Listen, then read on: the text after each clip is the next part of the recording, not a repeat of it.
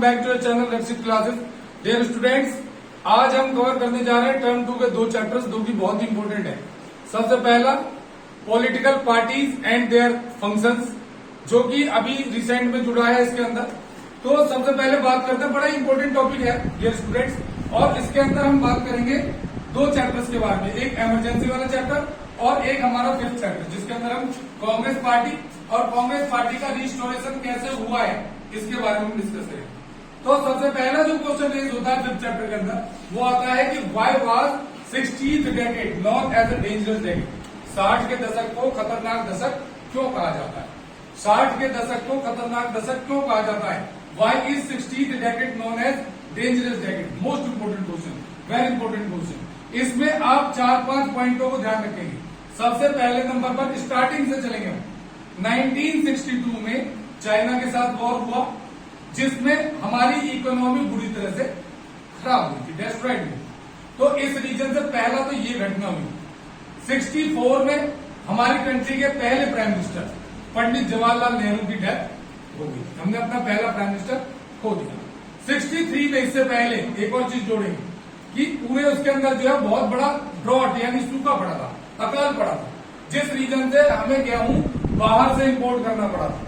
उसने भी हमारी इकोनॉमी पे बड़ा बुरा असर डाला। इसके अलावा 1966 में हमने अपने देश का दूसरा प्राइम मिनिस्टर यानी लाल बहादुर शास्त्री को खो दिया था, और 1969 में इंडिया की सबसे बड़ी पार्टी कांग्रेस पार्टी वो जो है दो पार्ट्स में बढ़ गई। इस रीजन से इसे हम डेंजरस डेकेड कहते हैं। ये सारे पॉइंट्स है, 5 पॉइंट। सबसे पहले 1962 का चाइना वॉर, 1963 में ड्रॉट, 64 में हमने पहला प्राइम मिनिस्टर खोया, 65 के अंदर पाकिस्तान से वॉर, ये भी छूट गया। 65 में पाकिस्तान से वॉर का सामना करना पड़ा। 66 में हमारे दूसरे प्राइम मिनिस्टर को हमने खोया, और सबसे इंपॉर्टेंट और सबसे लास्ट पॉइंट कि 1969 में कांग्रेस पार्टी, जो कि भारत की सबसे बड़ी पार्टी थी, सबसे पुरानी पार्टी थी, वो दो भागों में बढ़ गई। इन सभी रीजनों से हम इसे एक डेंजरस डेकेड कहते हैं। अब आते हैं नेक्स्ट टॉपिक की तरफ, कि इसमें थोड़ी सी स्टोरी की तरफ चलते हैं कि हुआ क्या था, घटनाक्रम क्या था, ताकि आप कोई भी क्वेश्चन आए तो आप बनाकर लिख सकते हैं इसके अंदर। सबसे पहले आप लोगों को ध्यान रखना है कि 1964 में पंडित नेहरू की डेथ हो गई। पंडित नेहरू की डेथ के बाद कांग्रेस पार्टी के सामने एक बड़ा सवाल उठा कि अगला प्राइम मिनिस्टर कौन होगा कंट्री का। उस समय सबसे बड़ा नाम जो सामने आ रहा था वो था मोरारजी देसाई का, जो कि सिंडिकेट के लीडर थे। अब यहाँ पर सवाल ये उठता है, अगला क्वेश्चन आपके मन में रेज होता है कि what do you mean by syndicate. ये 2 नंबर में क्वेश्चन पूछा भी जाता है कि सिंडिकेट किसे कहते हैं, ठीक है। तो सिंडिकेट जो था वो सीनियर लीडर्स का ग्रुप था, यानी कांग्रेस पार्टी में 2 तरह के लीडर हुआ करते थे। एक यंगस्टर्स, जिसमें इंदिरा गांधी का नाम आता था, और नौजवान लीडर्स जो थे उनका नाम आता था, और दूसरे सिंडिकेट जो कि नेहरू और गांधी के टाइम के थे। महात्मा गांधी और नेहरू जी के टाइम के जो लीडर्स थे, जिन्होंने उनके साथ देश की आजादी में लड़ाई लड़ी थी, देश को आजाद कराने में एक इम्पोर्टेंट रोल प्ले किया था, उन लीडरों के ग्रुप को सिंडिकेट कहा जाता था, जिसमें नीलिमा संजीवा रेड्डी, एस निजलिंगप्पा, के कामराज जैसे कई लीडरों के नाम आते हैं। नाम भी ध्यान रखेंगे आप, एग्जाम में पूछा जा सकता है। तो उस समय सबसे पहले ये सवाल उठा कि अगला प्राइम मिनिस्टर कौन होगा, तो मोरारजी देसाई का नाम सबसे आगे आया।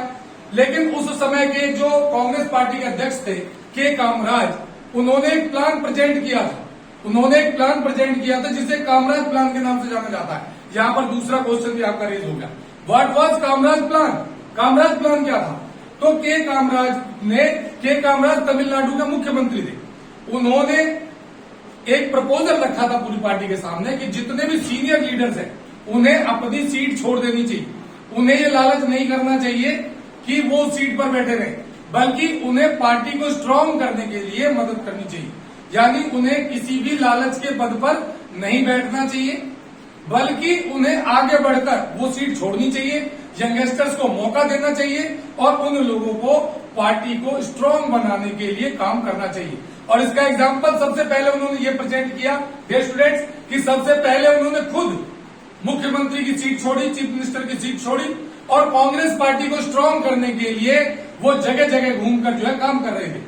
और 1964 में जिस समय पंडित नेहरू की डेथ हुई, उस समय वो पार्टी के हेड थे, यानी प्रेसिडेंट थे, कांग्रेस पार्टी के प्रेसिडेंट थे। अब आते हम अपने वापस पॉइंट पर। उस समय सवाल ये उठ रहा था कि देश का प्राइम मिनिस्टर कौन बनेगा, तो सबसे बड़ा नाम जो उस समय उभर कर रहा था मोरारजी देसाई का। लेकिन क्योंकि के कामराज उस समय कांग्रेस पार्टी के प्रेसिडेंट थे और वो नहीं चाहते थे कि कोई भी सिंडिकेट का लीडर वो बने, वो चाहते थे कि यंगस्टर्स को मौका दिया जाए। तो इसीलिए दूसरा नाम उभरकर उनके सामने आया था लाल बहादुर शास्त्री। लाल बहादुर शास्त्री का नाम क्यों आया? क्योंकि लाल बहादुर शास्त्री नेहरू जी की डेथ से पहले उनके सबसे क्लोज थे।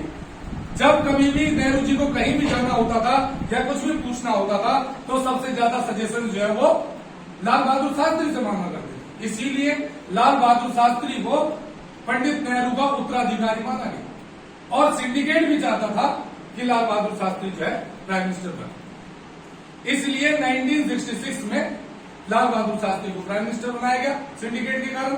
लेकिन जैसा कि आप लोग जानते हैं प्यारे बच्चों, 64 में वो बने, 65 में पाकिस्तान के साथ वॉर हुआ, 65 का 66 में जब वो ताशकंद समझौते ले गए उज्बेकिस्तान में, वहीं पर उनकी डेथ हो गई थी हार्ट अटैक के कारण, उनकी डेड बॉडी वहां से आई थी। तो 66 में एक बार फिर से एक सवाल उठा कि अगला प्राइम मिनिस्टर कौन होगा।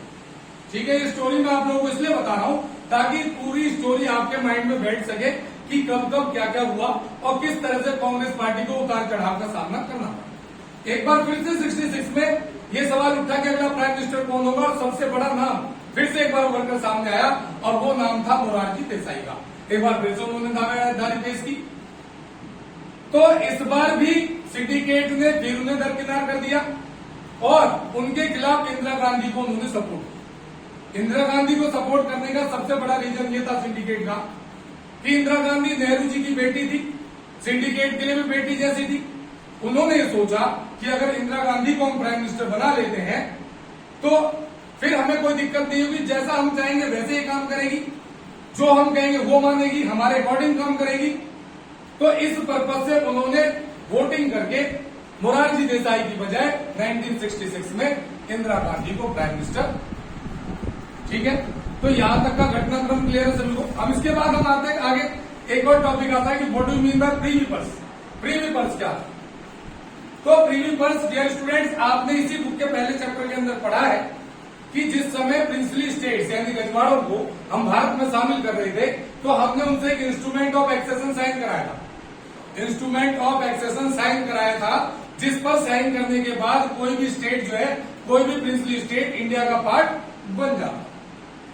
उस के अंदर जो है उस इंस्ट्रूमेंट ऑफ एक्सेशन में ये चीज मेंशन की गई थी कि अगर कोई राज्य अपनी मर्जी से भारत में शामिल होता है, अगर कोई राज्य अपनी मर्जी से इंडियन टेरिटरी में शामिल होता है तो उसको कुछ मुआवजा दिया जाएगा, कंपेंसेशन दिया जाएगा, यानी वो अपनी मर्जी से जितनी मर्जी चाहे संपत्ति रख सकते हैं। इसके अलावा सरकार उनको पैसा देगी अपने गुजारे भत्ते के, सरकार उनको पैसा देगी जिससे कि वो अपना गुजर बसर कर सके ताकि उनको कोई काम करने की जरूरत ना पड़े, इन शॉर्ट अगर हम कहें। और इसमें भी ये कहा गया था कि जो राज्य जितना ज्यादा डेवलप्ड होगा, जो राज्य जिस राज्य में जितने ज्यादा रिसोर्सेज होंगे, मान लो रिवर है, एग्रीकल्चरल लैंड है या मिनरल्स है, ऐसे स्टेट को ज्यादा पैसा दिया जाएगा। वही जो तय किया गया था उसको हम प्रीवी पर्स कहते हैं। अभी मैंने प्रीवी पर्स के लिए इसलिए बताया आपको क्योंकि आगे अभी इसी चैप्टर के अंदर हम बात करेंगे प्रीवी पर्स को खत्म करने की, तो इसीलिए आपको पता होना चाहिए कि प्रीवी पर्स क्या था। और 2 नंबर में ये क्वेश्चन भी रेज होता है कि what do you mean by Privi purse, Privi purse क्या थी इसे। चलिए, हमने यहां तक बात की कि किस तरह से इंदिरा गांधी 1966 में प्राइम मिनिस्टर बने। अब समय आता है 1969 का। 1969 में जिस समय उस समय जो प्रेसिडेंट थे वो जाकिर हुसैन थे, जिनकी अपने सीट पर रहते में डेथ हो गई। 1969 में उस समय के जो प्रेसिडेंट थे हमारे जाकिर हुसैन, उनकी अपने सीट पर रहते ही जो है डेथ हो गई थी और कुछ समय के लिए वो सीट जो है वेकेंट रही और उनकी जगह एज ए एक्टिंग प्रेसिडेंट वीवी गिरी ने उस सीट को संभाला। लेकिन जैसा कि आप प्यारे बच्चों जानते हैं कि ज्यादा समय तक हमारे देश के प्रेसिडेंट की सीट को खाली नहीं रखा जा सकता, तो 1969 में प्रेसिडेंट इलेक्शन ऑर्गेनाइज कराए गए। जब प्रेसिडेंट इलेक्शन ऑर्गेनाइज कराए गए तो उस समय सवाल ये उठा कि कांग्रेस पार्टी से कौन प्रेसिडेंट बनेगा। जैसा कि आप लोग जानते हैं कि एट प्रेजेंट टाइम में भी ये रूल है, जिस पार्टी की गवर्नमेंट होती है, जिस पार्टी के पास मेजोरिटी होती है, वो पार्टी जिस भी कैंडिडेट को नॉमिनेट कर देगी वो कैंडिडेट इजीली जो है जीत जाता है। अब कांग्रेस के अंदर सवाल उठा कि किसको प्रेसिडेंट बनाया जाए, तो इंदिरा गांधी ने सबसे पहला नाम सजेस्ट किया मोरारजी देसाई। इंदिरा गांधी ने कहा कि मोरारजी देसाई को प्रेसिडेंट बनाया जाना चाहिए, लेकिन डियर स्टूडेंट्स आपको पता होना चाहिए कि मोरारजी देसाई की इच्छा थी प्राइम मिनिस्टर बनने की, और अगर कोई पर्सन हमारे देश में प्रेसिडेंट बन जाता है तो फिर वो नीचे आकर प्राइम मिनिस्टर नहीं बन सकते। इसलिए मोरारजी देसाई ने साफ साफ मना कर दिया कि मैं प्रेसिडेंट नहीं बनना चाहता। फिर दूसरा नाम जो है उस समय इंदिरा गांधी ने सजेस्ट किया था बाबू जगजीवन राम, लेकिन सिंडिकेट ने उस समय के जो लोकसभा स्पीकर थे नीलिमा संजीवा रेड्डी, एन संजीवा रेड्डी, उनको उन्होंने कांग्रेस का ऑफिशियल कैंडिडेट अनाउंस कर दिया इंदिरा गांधी से पूछे बगैर। अब सवाल ये उठता है कि भाई इंदिरा गांधी को क्या दिक्कत थी, क्या जरूरत थी पूछने की? तो इंदिरा गांधी को प्रॉब्लम ये थी कि इंदिरा गांधी और नीलिमा संजीवा रेड्डी के बीच पॉलिटिकल दुश्मनी चल रही थी। उनकी कई बार बहस हो चुकी थी लोकसभा के अंदर। इंदिरा गांधी नीलिमा संजीवा रेड्डी को पसंद नहीं करती थी, इसीलिए इंदिरा गांधी नहीं चाहती थी कि वो प्रेसिडेंट बने, और सिंडिकेट ने इंदिरा से पूछे बगैर नीलिमा संजीवा रेड्डी को अपना कैंडिडेट अनाउंस कर दिया। तो ये अनाउंसमेंट होने के कारण जो है इंदिरा गांधी बगावत में उतर गई।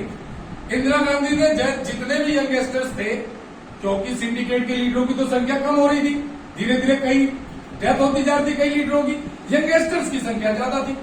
इंदिरा गांधी ने इनडायरेक्टली वीवी गिरी को ये कहा कि आप एज एन इंडिपेंडेंट कैंडिडेट आप प्रेसिडेंट इलेक्शन में पार्टिसिपेट करें और आपकी सपोर्ट में करूं। तो इंदिरा गांधी के कहने पर ही वीवी गिरी जो है एज एन इंडिपेंडेंट कैंडिडेट वो खड़े हुए इलेक्शन के अंदर। इस बात का पता सिंडिकेट को भी चल गया कि इंदिरा गांधी ने सपोर्ट दी है उनको खड़े होने के लिए। लेकिन इंदिरा गांधी ने यहीं पर बात खत्म नहीं की। इंदिरा गांधी ने जितने भी यंगस्टर्स थे उन सबसे ये कहा कि वोटिंग करते समय पार्टी की मत सुनो कि पार्टी क्या कह रही है, अपने दिल की सुनो। जो कैंडिडेट आपको सही लग रहा है आप उस कैंडिडेट को वोट करें। यानी इनडायरेक्ट वे में इंदिरा गांधी ने वीवी गिरी के लिए वोट मांगा। जब इस बात का पता सिंडिकेट को लगा तो सिंडिकेट ने इंदिरा गांधी को बुलाया, समझाया कि भाई इस बार के लिए आप हमें माफ कर दो, गलती हो गई हमसे कि हमने आपसे पूछा बगैर कैंडिडेट अनाउंस कर दिया। लेकिन अब पार्टी ने जब कैंडिडेट अनाउंस कर दिया है और ऐसी कंडीशन में अगर आप किसी और का सपोर्ट कर रहे हैं और वो जीत जाएगा, पार्टी का कैंडिडेट हार जाएगा, तो पार्टी की तो बड़ी बेइज्जती होगी। तो उन्होंने रिक्वेस्ट की कि आप जो ऐसा मत करो, आप जिस कैंडिडेट को खड़ा किया उसे जीतने दो। तो इंदिरा गांधी ने वहां तो हार कर दी, ठीक है मैं तो कुछ कर ही नहीं रही, लेकिन इनडायरेक्ट में उन्हें फिर भी उन्होंने सभी यंगस्टर से कहा कि वोट करते समय अपने दिल की सुने। यानी इनडायरेक्ट वे में उन्होंने वीवी गिरी के लिए वोट मांगा। इंडिया के इतिहास में, भारत के इतिहास में, आज तक के इतिहास में 1969 में पहली बार ये इतिहास रचा गया कि जिस पार्टी की गवर्नमेंट थी, कांग्रेस की गवर्नमेंट थी, उस कांग्रेस पार्टी का ऑफिशियल कैंडिडेट यानी उस पार्टी का अधिकृत कैंडिडेट जो है वो इलेक्शन हार गया और एक इंडिपेंडेंट कैंडिडेट वीवी गिरी जो है वो इलेक्शन जीत गए। अब सिंडिकेट को ये पता था करा धरा किसका है, इंदिरा गांधी का है, इसलिए सिंडिकेट ने क्या किया, इंदिरा गांधी को पार्टी से निकाल दिया। तब इंदिरा ने कहा कि ये पार्टी मेरे बाप दादाओं की पार्टी, मुझे कोई इस पार्टी से नहीं निकाल सकता। तब इंदिरा गांधी ने ये ब्लेम किया कि ये जो पार्टी है मेरे बाप दादाओं की पार्टी है, मुझे कोई नहीं निकाल सकता, कांग्रेस मेरी। और इंदिरा गांधी ने कई जो यंगस्टर्स थे उसको मिलाकर, कुछ और पार्टियों को मिलाकर कुछ समय के लिए उसको चलाया। उस समय कांग्रेस दो भागों में बट गई, कांग्रेस O और कांग्रेस R। ये भी ध्यान रखेंगे आप, क्वेश्चन पूछा जा सकता है कि कांग्रेस के दो पार्ट कौन से थे, उनके नाम क्या थे, Congress O and Congress R। Congress O means Congress organisist and Congress R means Congress recognisist. Congress O कहलाया सिंडिकेट और कांग्रेस R इंदिरा की कांग्रेस कहलाया। अब उस समय जो है, पहले आपको पता होना चाहिए प्यारे बच्चों कि कांग्रेस का चुनाव चिन्ह जो है दो बैलों का जोड़ा होता था, लेकिन क्योंकि पार्टी दो पार्टों में बट गई थी, अब 1971 के इलेक्शन में तय होना था कि असली कांग्रेस कौन सी है, इसलिए तब तक के लिए उस सिंबल को फ्रीज कर दिया गया। यानी ना तो कांग्रेस O को ना कांग्रेस R को वो बैलों का चिन्ह नहीं दिया गया, अलग अलग चिन्ह दिए गए। और 1971 में अब ये तय होना था कि असली कांग्रेस कौन सी है। तो डियर स्टूडेंट्स, उस समय क्या हुआ कि इंदिरा गांधी ने, सिंडिकेट ने गुस्से में आकर यानी परेशान होकर नारा दिया, इंदिरा हटाओ देश बचाओ। लेकिन इंदिरा गांधी ने बौखलाकर इसके उल्टे में ये नहीं कहा कि बुड्ढे हटाओ देश बचाओ, उसने गरीबी हटाओ का नारा दिया, यानी जो कि काफी फेमस हुआ। गरीबी हटाओ का नारा लोगों को बहुत पसंद आया। अब यहां पर ये क्वेश्चन, एक तो अभी मैंने आपको कवर कराया कि 1969 के प्रेसिडेंट इलेक्शन के बारे में बताएं। इसी क्वेश्चन को 5 नंबर में दूसरे तरीके से पूछा जा सकता है आपसे कि 1969 में कांग्रेस पार्टी स्प्लिट क्यों हुई, या कांग्रेस पार्टी के विभाजन के क्या कारण थे। ये क्वेश्चन था जिसकी कहानी अभी आपने सुनी कि किस तरीके से कंट्रोवर्सी हुई, किस तरह से बीबी गिरी इलेक्शन जीते। ये क्वेश्चन 5 मार्क्स में आएगा आपका, कम से कम अगर आएगा तो। और आने के पूरे चांस से मोस्ट इंपोर्टेंट क्वेश्चन है कि किस रीजन से कांग्रेस पार्टी 2 पार्ट में बटी थी। ठीक है, अब हम बात करें कि 1971 में इंदिरा फेमस क्यों हुई। ये पॉइंट आ रहे सारे यहाँ पर, ध्यान रखिएगा। तो सबसे पहला पॉइंट ये था कि सिंडिकेट ने नारा दिया, कांग्रेस ने नारा दिया इंदिरा हटाओ देश बचाओ, लेकिन इंदिरा गांधी ने नारा दिया गरीबी हटाओ। दूसरा, इंदिरा गांधी ने प्रीवी पर्स को खत्म करने की बात कही। उन्होंने कहा कि रजवाड़ों को जितना पैसा देना था प्रिंसली स्टेट को बहुत दे चुके, उनके पास पैसों की कोई दिक्कत नहीं। अगर ये सारा पैसा इकट्ठा करके पॉवर्टी को दूर करने के लिए किया जाए तो एक अच्छा फायदा हो सकता है, यानी इन पैसों से जो है काफी हद तक गरीबी को दूर करने का काम किया जा सकता है। तो उन्होंने वादा किया कि 71 के इलेक्शन में अगर इंदिरा गांधी की गवर्नमेंट आती है तो आते ही एक बिल पास करके इस प्रीवी पर्स को खत्म कर देगी। उन्होंने 15 बैंकों के राष्ट्रीयकरण की बात कही। तीसरा पॉइंट, पैसे पहले नेशनलाइज बैंक नहीं होते थे, उन्होंने बैंकों का नेशनलाइजेशन करने की बात कही, 15 बैंकों के नेशनलाइजेशन की बात कही, जिस रीजन से वो फेमस हुई। इसके अलावा वो इंदिरा गांधी नेहरू की बेटी, नेहरू जी का बड़ा नाम था देश के अंदर और सभी लोग उन्हें अपनी बेटी की तरह मानते थे। इस रीजन से भी इंदिरा गांधी को काफी सपोर्ट मिली। इसके अलावा इंदिरा गांधी फीमेल थी, देश में आधी आबादी फीमेल्स की थी, महिलाओं की थी, उनकी भी सपोर्ट जो इंदिरा गांधी को मिली, जिस रीजन से 1971 के इलेक्शन में इंदिरा की पार्टी को पूरी मेजोरिटी मिली और इंदिरा गांधी की कांग्रेस पार्टी जो है जीत गई। ठीक है, और तब इंदिरा गांधी ने अपनी उस पार्टी का नाम कांग्रेस आर से बदलकर कांग्रेस आई कर दिया।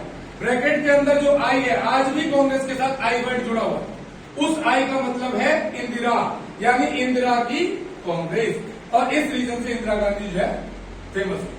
तो इस चैप्टर से इतना ही, that's all from this chapter.